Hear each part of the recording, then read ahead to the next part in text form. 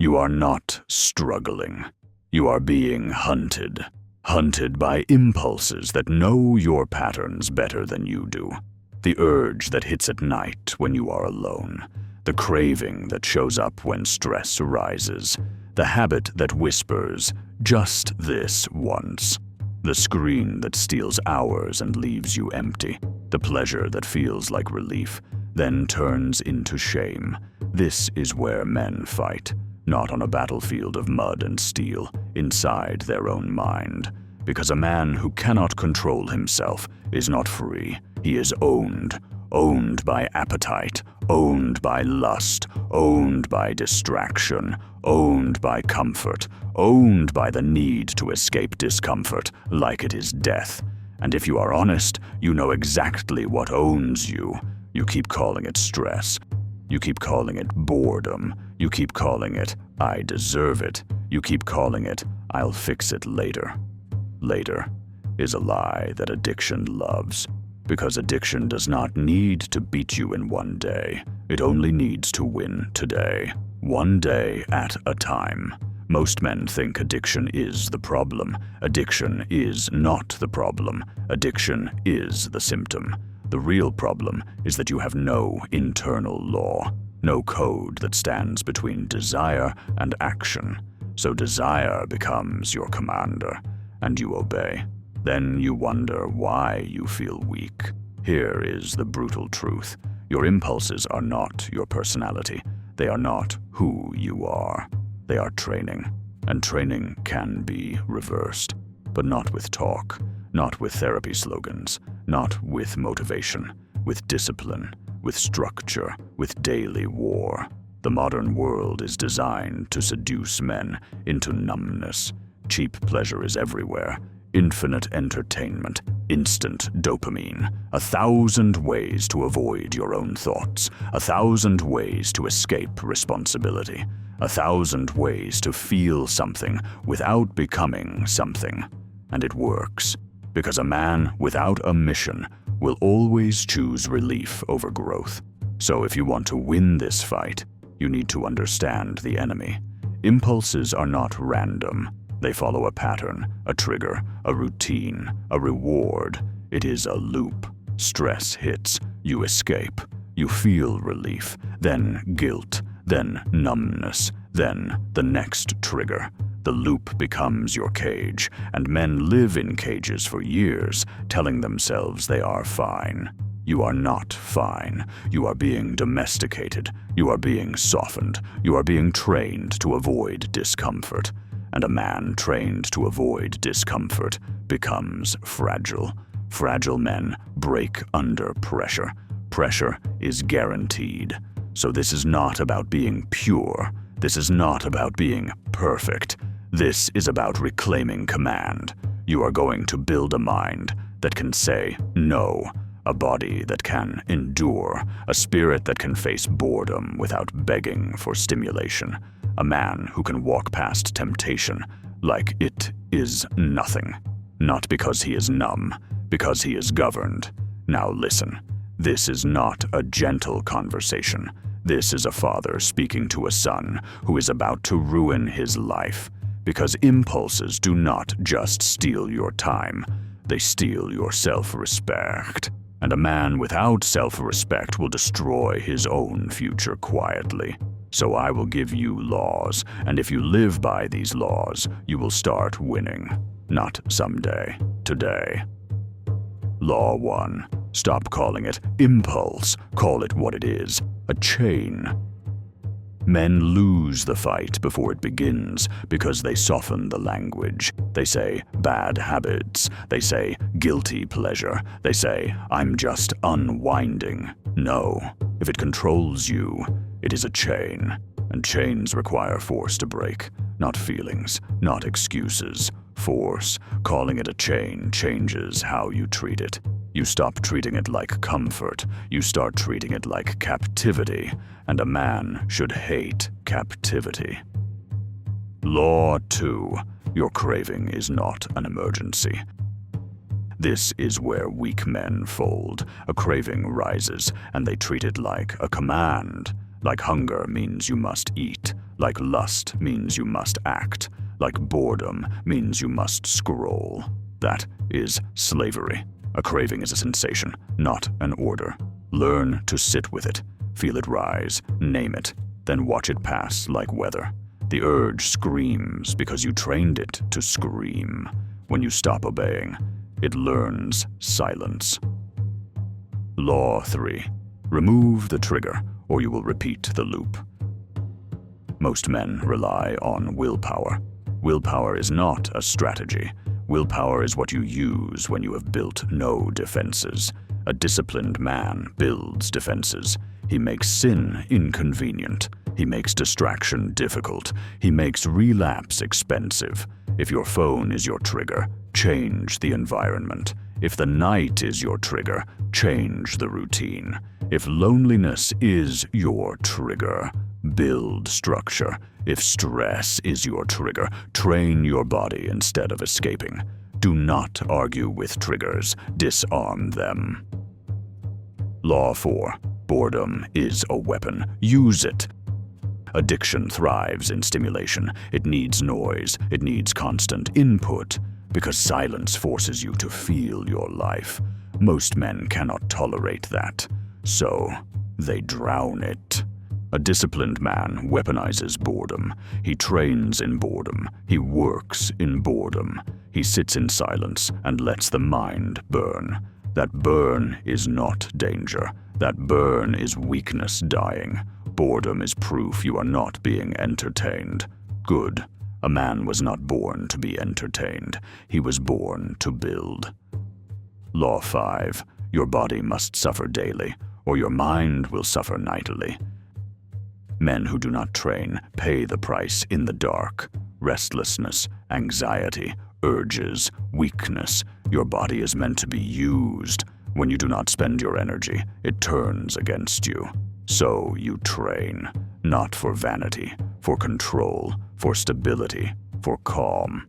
A hard workout is a controlled war. It drains chaos out of you. It teaches endurance. It teaches discomfort. It teaches self-command. A tired body sleeps. A tired body does not beg for poison.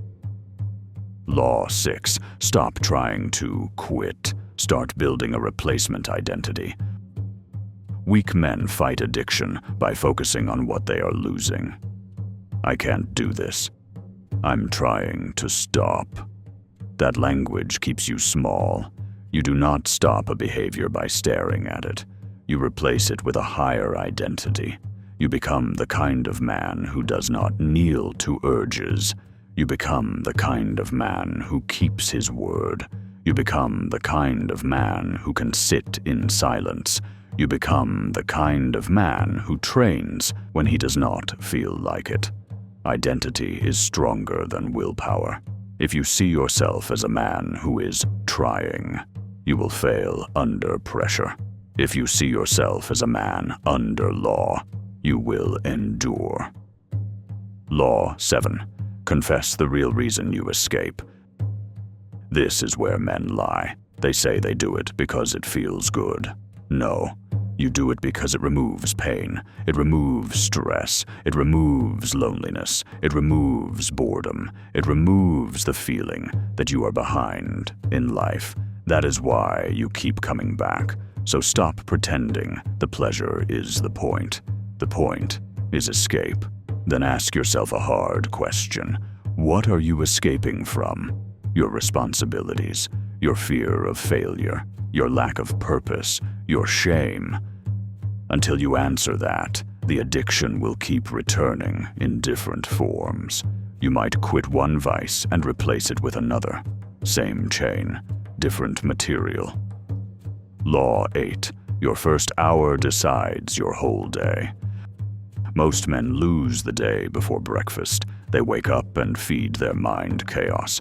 Notifications, noise, scrolling. Then they wonder why they feel restless. You started your day like prey, so you will start like a warrior. The first hour belongs to discipline, water, movement, silence, planning. A clean task executed early You stack one victory before the world touches you. That victory makes you harder to tempt. A man who starts strong does not crave escape as easily. Law 9. Cut the supply line. Addictions survive through supply lines. Easy access, private moments, unmonitored time, hidden screens, alcohol at home, snacks everywhere, people who enable your weakness. Cut the supply line. Make relapse difficult. Put friction between you and the vice. Move the device. Delete the trigger. Remove the stash. Change the environment. If you keep the poison within reach, you are not serious. You are negotiating. And negotiation is how men stay trapped. Law 10. Do not fight alone in silence like a coward. This one hurts, but listen. Many men hide because they want to protect an image. They would rather look strong than become strong. So they fight in secret and lose in secret. A warrior understands brotherhood. At minimum, one man you can be honest with. One man who holds you accountable. Not a therapist slogan. A brother who demands standards. A man who will ask you directly if you obeyed your code. You do not need a crowd. You need accountability. Isolation feeds addiction. Structure starves it. Law 11.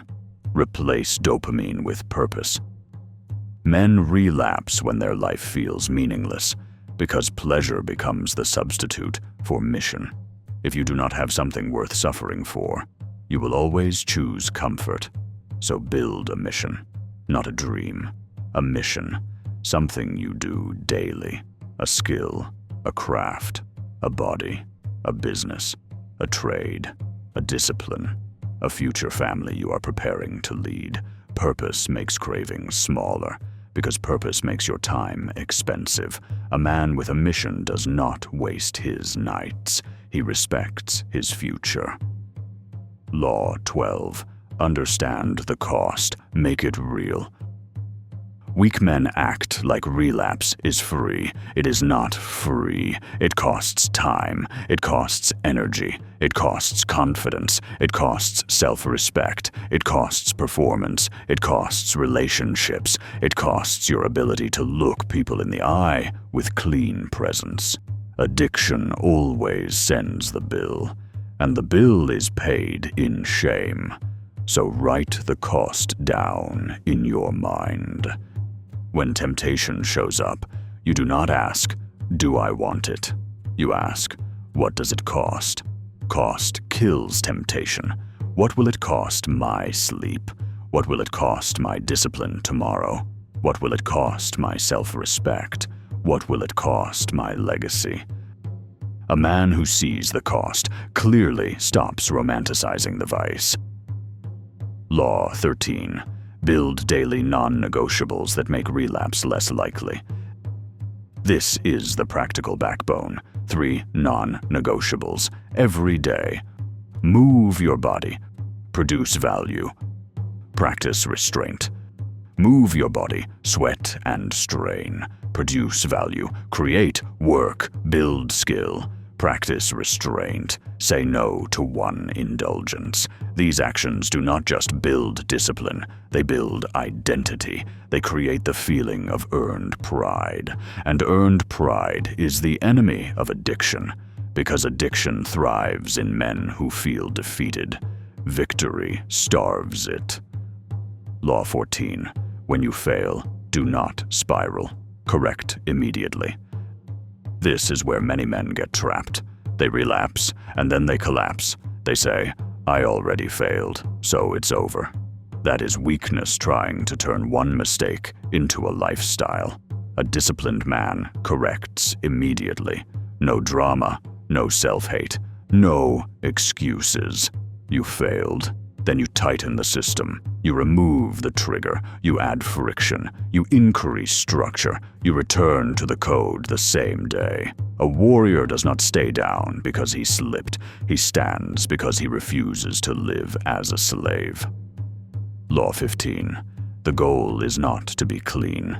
The goal is to be free. Some men become obsessed with purity and turn into fragile perfectionists. That becomes another form of slavery. The goal is freedom. Freedom means you can choose your actions based on principle. Freedom means your urges do not control your direction. Freedom means you can be calm in silence. Freedom means you can endure discomfort. Freedom means you can carry weight. That is the standard.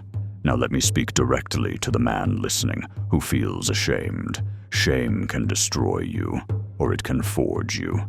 If shame makes you hide, you will sink deeper. If shame makes you stand up and correct, it becomes fuel. Shame exists because you know you are meant for more. That means your conscience is still alive. Good, protect it, because the man who loses conscience becomes corrupted, and corrupted men destroy everything they touch. So take responsibility, not guilt, responsibility. Responsibility is power. Guilt is paralysis. Responsibility says, this is my problem, and I will solve it. Now I will give you a simple plan you can execute, not next week, today. Step 1. Identify your strongest trigger. Is it night, stress, loneliness, boredom, anger, fatigue? Write it in your mind clearly. Step 2. Remove or block the supply line. Change your environment so the vice is not easy. If it is easy, you will eventually obey it. Step 3. Replace the moment. When the urge hits, you do not sit there debating. You move. 10 push-ups, cold water, a walk, a short sprint, a phone call to an accountable man, a task that produces value. Movement breaks the spell. Step 4. Build a daily code. 3 non-negotiables every day. Step 5. Win the morning. Your first hour belongs to discipline. If you win the morning, you are harder to break at night. This is not magic. This is war. And war is won by strategy, not feelings. Now hear the real message under all of this. The fight against addiction is the fight for masculinity. Because masculinity is self-command. Masculinity is restraint. Masculinity is strength guided by principle. A man who is enslaved to impulse cannot lead. He cannot protect. He cannot be stable. He cannot be trusted. And trust is the foundation of legacy. So this is not a small fight. This is not about one habit. It is about whether you will live like a man or like a slave. Because that is the true division. Slave men follow urges. Free men follow law. Your impulses will always try to take the throne. They will dress themselves as comfort. They will pretend to be relief. They will promise rest. But they always demand payment in self-respect. So when the urge rises, remember this. The urge is not you.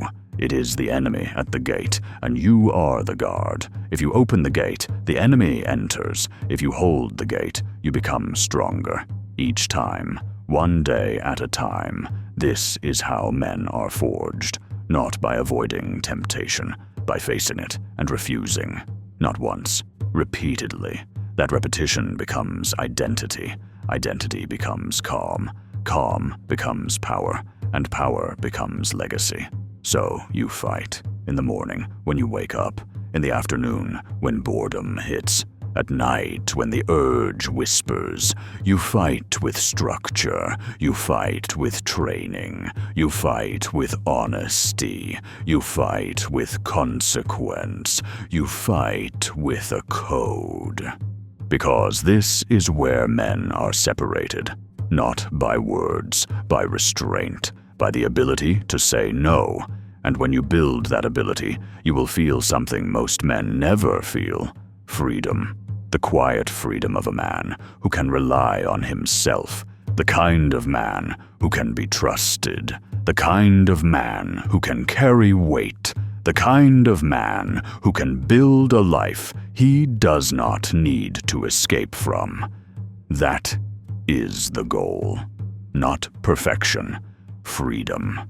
And freedom is earned in war.